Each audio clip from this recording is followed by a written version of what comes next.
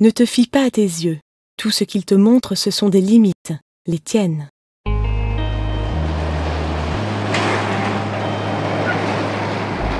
Chantal, j'ai 58 ans, je suis assistante sociale à la MDPH et je suis au mirovolant maintenant depuis 2010.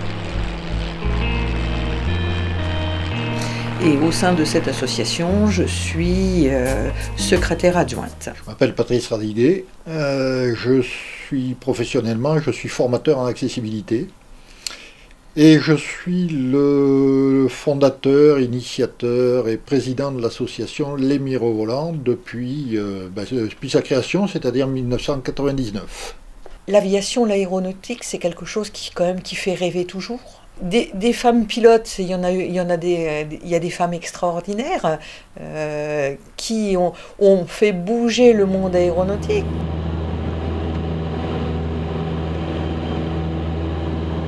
Cette association, elle est née finalement, moi ça fait bien longtemps que je pilote, et un jour en allant me poser sur le terrain d'Auch que je ne connaissais pas, j'ai rencontré l'instructeur et chef pilote d'un des aéroclubs, et puis il me dit mais c'est fou ce que tu fais là, tu vois pas, tu pilotes, nous on est un tout petit aéroclub, tu sais, il y aurait peut-être moyen de faire des choses ensemble.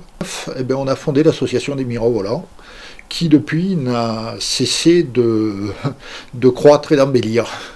Parce qu'évidemment, quand on parle d'aviation, un aveugle aux commandes d'un avion, c'est inimaginable, impensable. Doucement, va doucement, tu ne maîtrises pas tes notes. Donc on a mis en place un moyen de transmission des informations à la voix, c'est-à-dire que la personne qui volait à côté de nous nous transmettait toutes les informations dont on avait besoin pour mener l'avion.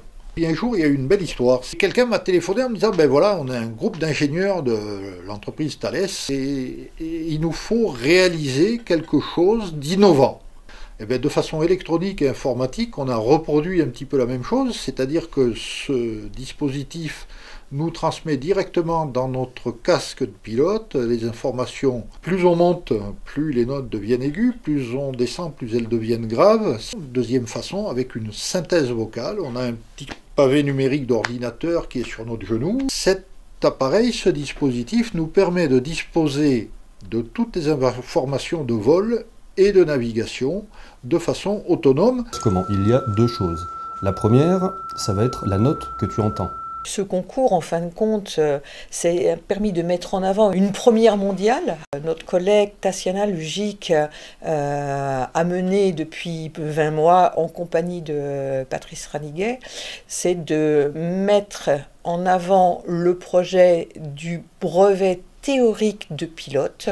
Tatiana aussi s'est beaucoup occupée de tout ce qui était logistique, préparation des stages, puisque nous avons fait quand même 7 stages, dont 4 en région Occitanie. Et d'accéder à ce brevet théorique de pilote, c'est aussi une certification de nos connaissances, à nous, élèves pilotes, puisque nous serons toujours élèves pilotes. Alors, ce qui est important de dire, c'est que pour ce brevet théorique, 50% des candidats sont des filles. L'aviation est plutôt en général un milieu très masculin, éventuellement très macho.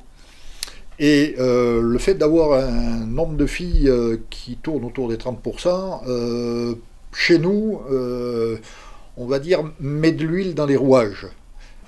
Les gens nous disent, mais c'est merveilleux, comment vous faites? Mais on fait rien, c'est justement, on ne fait rien. C'est ça qui est le plus merveilleux. Elles viennent simplement, et c'est ça qu'on va garder. 3691 pieds.